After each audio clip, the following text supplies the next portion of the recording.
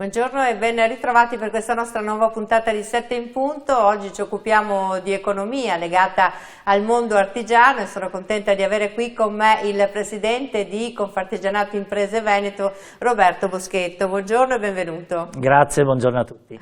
Allora, diciamo che l'economia ci ha fatto vivere momenti difficili e di preoccupazione da quando è stato eletto il nuovo presidente americano e se tutto il mondo sta guardando a quello che succederà intorno ai dazi, sicuramente gli artigiani non sono da meno, pur avendo anche un mercato locale molto esteso, però sappiamo che i veneti in particolare sono persone che esportano la loro merce in tutto il mondo, l'artigianato non fa eccezione. Come state vivendo questa fase così delicata dell'economia e di incertezza?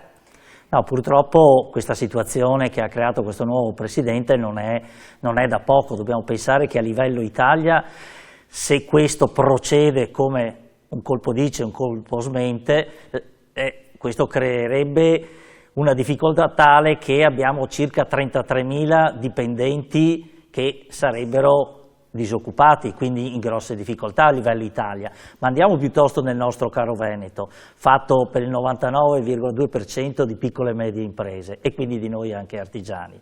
Bene, qui allora nel nostro Veneto l'America rappresenta il terzo paese per esportazione e abbiamo un'esportazione pari al 9,2%, circa 7 miliardi e 100. Quindi è una buona fetta, una fetta importante che riguarda i settori importanti che sono dall'alimentare piuttosto alla meccanica e tutto quello che è anche il settore del lusso, insomma agli americani piace le cose belle che sanno fare gli italiani e i veneti in particolare, quindi questo creerebbe delle difficoltà non da poco.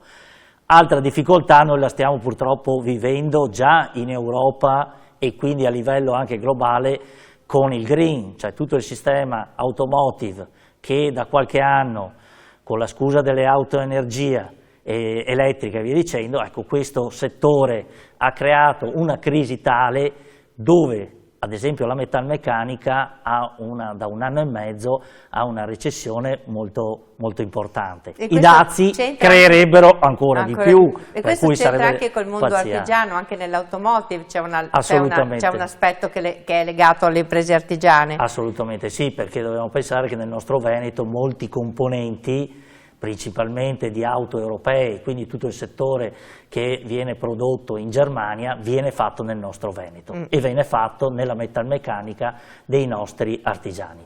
Già qui abbiamo una perdita intorno al 7%, quindi non è poco. Se a questo andiamo ad aggiungere anche i dazi, insomma, vuol dire che molte nostre aziende sono costrette a recedere, quindi per recedere vuol dire andare in forte difficoltà. E come stanno reagendo?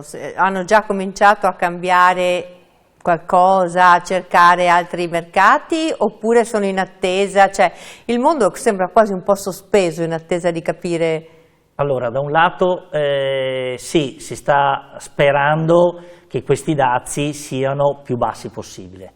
Dall'altro lato è ovvio che tutto il Veneto e quindi l'economia sta cercando nuovi mercati che vanno dalla Turchia ad altri paesi, insomma, che rimangono tolti i mercati. Prima avevamo la Russia, non abbiamo più neanche quella, adesso ci mancava l'America per andare in difficoltà. Per cui da un lato sì, si cerca, però io penso che il problema fondamentale si riduca su trovare delle risorse innanzitutto italiane. E quindi bisogna cercare di mettere mano a quello che è la transizione 5.0, bisogna rivalutare tutto quello che è il tema del credito, abbiamo il denaro che costa ancora molto, abbiamo tutto il costo dell'energia che in Italia è altissimo, quando abbiamo paesi confinanti a partire dalla Francia che l'energia costa molto ma molto meno, per carità loro hanno avuto il coraggio di fare centrali nucleari,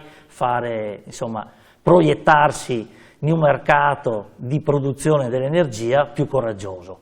Ecco, adesso ne stanno parlando da noi, ma dal parlarne a ora che si... 30 anni. Esattamente, quindi chissà cosa succederà fra 30 anni con la velocità che ci stiamo muovendo adesso. Ecco, questi sono tutti possibilità che il governo dovrebbe in qualche modo incentivare per aiutarci a sopravvivere. Per esempio, dall'altro lato, insomma, siamo artigiani che sappiamo anche rimboccarci le maniche e quindi cercare in tutti i modi. Devo dire che, come sempre accade nel piccolo medio, la resilienza è più alta, nel senso si cerca di far fronte mantenendo anche la forza lavoro, perché anche quello è un tema, a grandi momenti anche di sofferenza e di preoccupazione. Però penso che il tema grosso sia anche i contractor americani, no? Che vedere se loro faranno pagare agli importatori la quota dei dazi, oppure se si potrà almeno dividere il costo a metà, voglio dire. Quindi tutto è molto ancora... È ancora tutto molto labile, nel senso che non si capisce perché non viene detto, d'altra parte, come dicevo poc'anzi. Però io sono convinto che l'Italia dopo debba fare la sua partita partendo dalla sua stessa Europa e quindi rivedere anche tutto quello che è il tema del green, perché non possiamo essere noi attenti giustamente a quello che è tutto questo settore, e dopo abbiamo paesi dalla Cina all'India che invece creano inquinamento anche per mezzo mondo. Hanno altre regole per cui sul bisognerà lavoro. rivedere, secondo me, il concetto politico Europa, e quindi decidere una politica diversa, e quindi anche l'Italia adattarsi a questo. Dopo è vero che il personale è difficile da trovare, è difficile già da qualche anno trovare persone specializzate, qualificate. Dall'altro lato abbiamo anche ingresso di personale straniero, però sul personale straniero c'è anche su questo tema da spendere qualche parola, perché non si può pretendere di far entrare chiunque e dopo alla fine che sappiano l'italiano li conti su una mano, perché oggi come oggi anche nelle nostre imprese non c'è più bisogno dell'aiutante, quello che era con i nostri genitori. Anche l'edilizia, anche qualificazione. Esattamente, anche nell'edilizia c'è più quello che porta in giro la carriola. Ai tempi di mio padre, quando uno non sapeva fare l'uomo, esatto, iniziava con la carriola. Ecco, è cambiato completamente il mondo. Anche per motivi di sicurezza è molto importante sapere l'italiano, conoscere, capire quello che sta accadendo intorno al cantiere, ovviamente. Che devono sapere per forza, primo motivo perché ci sono tutti i corsi di formazione, ma secondo, e direi anche il più importante motivo, è quello legato ai materiali. Oggi come oggi si utilizzano molti materiali innovativi, ci sono le schede tecniche, per cui anche i nostri dipendenti devono imparare a leggere e quindi a capire per poter utilizzare quel dato materiale. Dall'edilizia, che potrebbe sembrare la più semplice, invece non lo è, andando via via fino all'utilizzo di macchine a controllo numerico, quelle che troviamo nella metalmeccanica e in varie altre attività artigianali. Insomma. In 10 anni come è cambiato il volto degli artigiani veneti, delle artigiani e delle piccole imprese che rappresentate? Ma soprattutto dopo il Covid è cambiato veramente molto. È cambiato molto perché le imprese hanno dovuto rivedere tutta la loro organizzazione, da un lato, la loro preparazione, i loro macchinari. Chi utilizza macchinari ha dovuto fare degli investimenti importanti, ed è il motivo per cui prima si diceva che dazi piuttosto anche che la crisi stessa, ecco, ci sono aziende che devono pagare i mutui di queste attrezzature che sono già esposte per una serie di motivi, perché hanno investito in questi perché sono stati obbligati.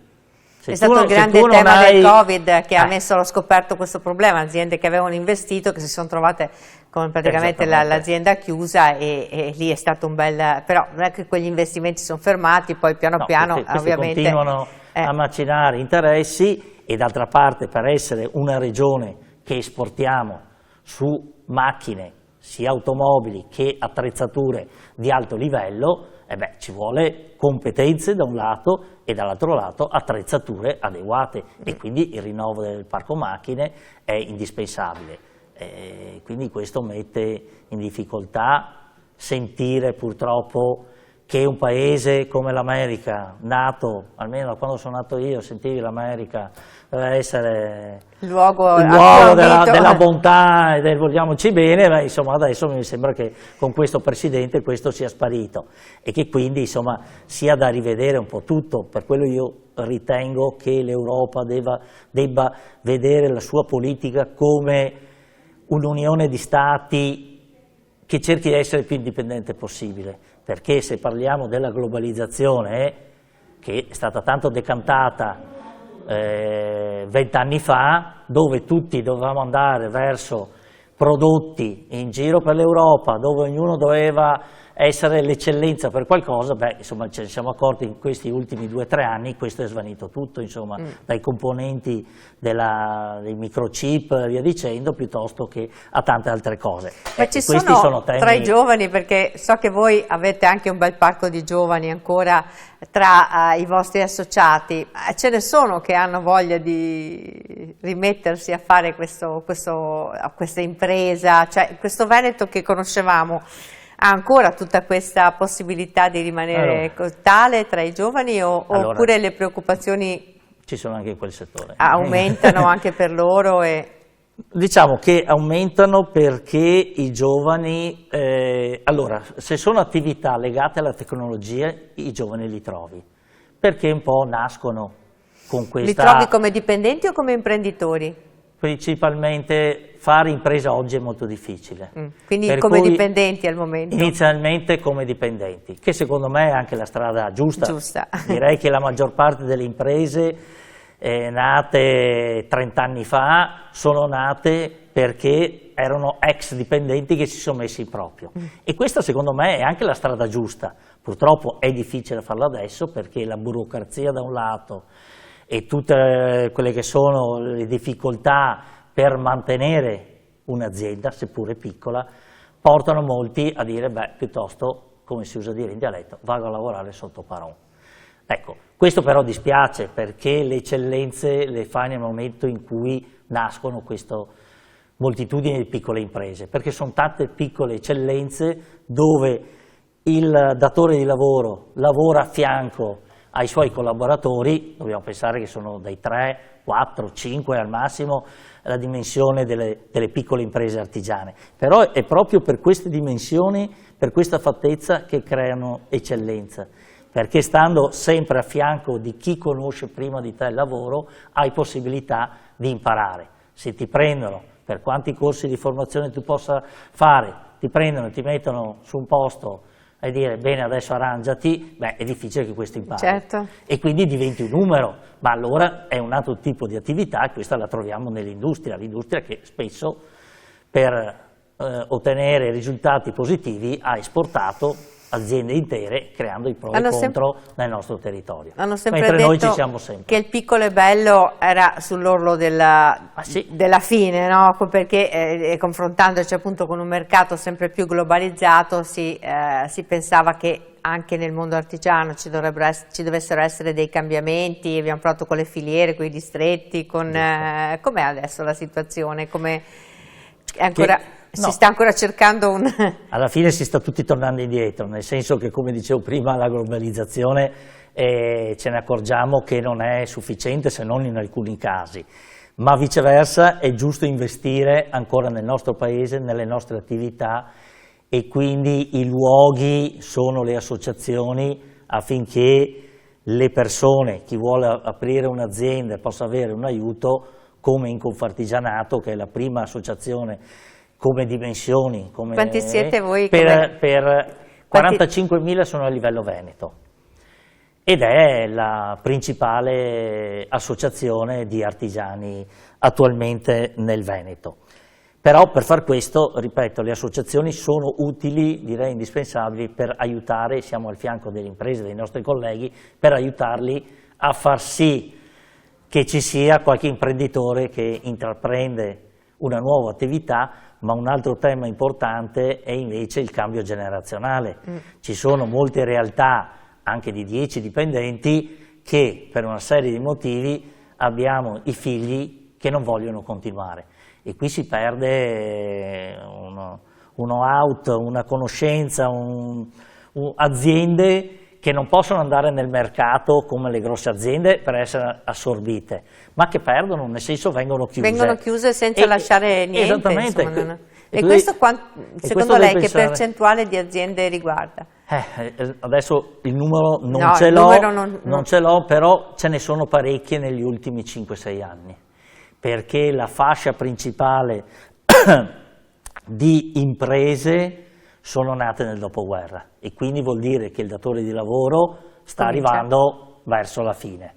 Verso la fine le strade sono due: o hai la fortuna di avere qualche figlio che abbia voglia di continuare, o hai la fortuna di avere un dipendente che voglia prendere la tua attività e allora ecco che continua, ma queste due non sono molte ed è il problema della mortalità di queste aziende. E perché i figli non vogliono più fare questo? Nel senso, perché magari perché c'è anche il tema che magari non hanno l'indipendenza, l'autonomia di trasformarle queste aziende finché la generazione precedente rimane al comando. Cioè, ci sono due versioni della faccenda. Infatti sorrido perché spesso nelle riunioni emergono un po' due realtà. Da un lato qualche ragazzo che dice ma mio papà non mi permette di fare quello che io avrei in mente, perché nella nostra cultura è la nostra bottega, è il nostro tutto e quindi facciamo fatica anche a fare il passaggio. L'emergenza è tenere qui i ragazzi. Però da qui a chiudere tutto, ecco perché ci sono anche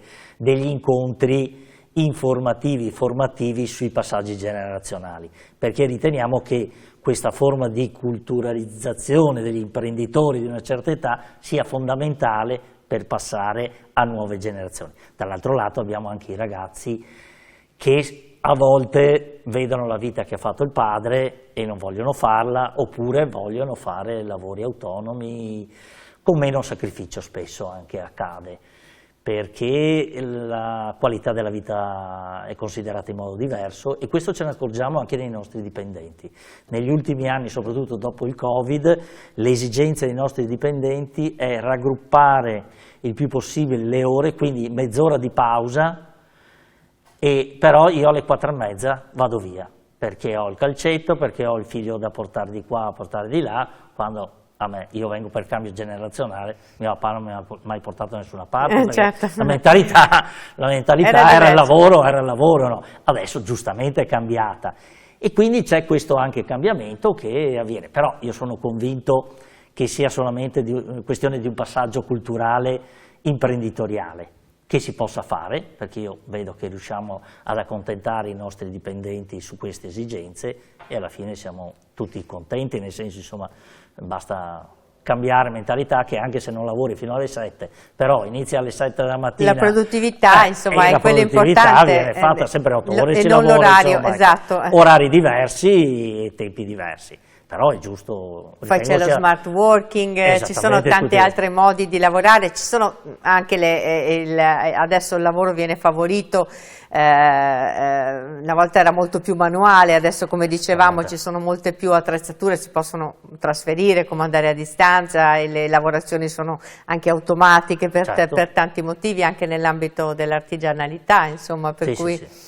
Sì, è cambiato veramente tanto e ancora cambierà, abbiamo l'intelligenza artificiale alle porte, non so su questo... Secondo me questo aiuterà molto, perché io credo che questa nuova risorsa sia importante e che non potrà mai sostituire l'essere umano, tantomeno l'artigiano. Però può essere di aiuto affinché le fatiche vengano meno, affinché i giovani abbiano un modo di lavorare diverso e quindi sia più piacente ai loro ritmi, alle loro esigenze, alle loro voglie. E quindi possa essere quell'equilibrio che adesso si sta provando a cercare nelle nostre aziende, in modo tale che ci sia questo passaggio generazionale, ma soprattutto che ci siano giovani che vogliono fare gli artigiani, perché ci sono categorie dove non trovi più l'artigiano. Categorie come per esempio? Categorie piccole dove ci sono le manutenzioni, dove c'è i piccoli lavori che sono oggi come oggi secondo me indispensabili, ma che si fa fatica. A casa se hai bisogno di uno che ti venga a riparare le tapparelle non lo trovi. Se tu vuoi qualcuno che ti venga a cambiare tutte le tapparelle, vai su internet e ne trovi 100. Ecco, insomma, c'è qualcosa che non va. E su questo, insomma, secondo me c'è uno spazio economico e di soddisfazione che uno può trovare. Tutti i bonus funzionano ancora o tiene ancora questo mercato, diciamo, legato proprio ai bonus che sono rimasti, insomma, a parte il super che diciamo ha avuto una sua... il 110% siamo stati critici anche noi fin dall'inizio perché ha drogato il mercato in un modo spaventoso. Viceversa c'è ancora dei bonus legati all'edilizia che sono ancora vantaggiosi. Certo che il 36% quando è la seconda casa piuttosto il 50% quando è la prima o altre cose del genere che riguardano tutto il settore non sono come erano prima, ma sono sempre un vantaggio perché insomma ritengo che sia sempre vantaggioso. Eravamo stati abituati bene, drogati bene, insomma, ecco. Sì, Però dobbiamo tornare con i piedi per terra. È altrettanto vero che questo ha creato molto lavoro. Secondo me bisogna imparare le vie di mezzo perché le vie di mezzo responsabilizzano tutti, responsabilizzano l'impresa da un lato e anche colui che è il nostro cliente e quindi colui che va a spendere, perché quando si regala, ripeto, 110%, insomma, abbiamo visto cosa è successo, è stato un dramma insolito. Certo che questo adesso ha creato problemi perché insomma c'è un po' di... Insomma, il mercato in genere sta scendendo, quindi non solo, come dicevo prima, nella metalmeccanica, nella moda, abbiamo anche lì una forte flessione, ceramica e via dicendo, ma anche l'edilizia stessa ha un po' di flessione perché abbiamo, da un lato, si è cercato di costruire anche in modo così, un po' veloce, mettiamola. E tutti pensavano che dopo venisse a costare poco, invece le case purtroppo costano, se si vogliono case fatte bene. Le esigenze ci sono, perché secondo me è giusto che i nostri figli, le nostre generazioni abbiano delle case, se le possono acquistare, hanno un costo, insomma, però insomma io sono convinto che ci sia adesso una stabilizzazione del mercato e non più drogato come prima, per cui c'era un aumento, tutti si arrampicavano per fare aumenti. Sì, sì, c'è stata una bolla, esatto, dalle materie prime alla guerra, al fatto che non c'erano abbastanza imprese per realizzare tutti i lavori, quindi... Anche questo c'era, che molte imprese straniere sono arrivate imprese che si sono sparite, un po', esatto, dopo sparite e fatto anche lavori così e così. Ecco, quando ci sono gli eccessi non hanno mai funzionato nella storia e penso che ce ne accorgiamo anche adesso che non funzionano. Per cui ci vuole il coraggio. Solo un minuto, adesso tra un po' si comincerà a parlare di elezioni regionali, voi ci state pensando a fare delle proposte? Sì, noi sui 5 referendum... No, dei referendum non possiamo parlare, possiamo parlare delle proposte alla politica della prossima regione. No, noi per quanto riguarda invece le politiche regionali, sì, ci siamo accorti in questi giorni che il rinnovo sarà quest'anno e che quindi anche su questo insomma si dovrà rivedere un po' la compagine regionale dagli assessori al presidente stesso. Ci stiamo già muovendo per portare attraverso le esigenze delle nostre categorie delle richieste legate alle richieste di ogni singola categoria, certo, dove la regione ha la possibilità di fare poter intervenire. Di fare qualcosa. Ecco, queste saranno le esigenze che noi, quando sarà il momento più opportuno, entro novembre si andrà a votare e porteremo quindi... insomma ai nostri politici regionali. Va bene, dei referendum non abbiamo parlato perché ci sono degli spazi appositi, perché esistono le regole della par condicio, quindi dobbiamo entrare all'interno di quegli spazi che abbiamo riservato a questa forma di comunicazione. Siamo in finale della nostra trasmissione e quindi ci auguriamo che presto arrivino delle comunicazioni legate sicuramente al fronte dei dazi, ma non solo, insomma, che diano dei dazi molto bassi. Dei dazi bassi e anche delle prospettive economiche, insomma, un po' più stabili sui mercati internazionali. Grazie al Presidente di Confartigianato Imprese Veneto, Roberto Boschetto, di essere stato con noi, in bocca al lupo e ci rivediamo senz'altro. Grazie, a tutti i teleascoltatori. E noi ci vediamo domani, arrivederci. Stavo guardando questi personaggi.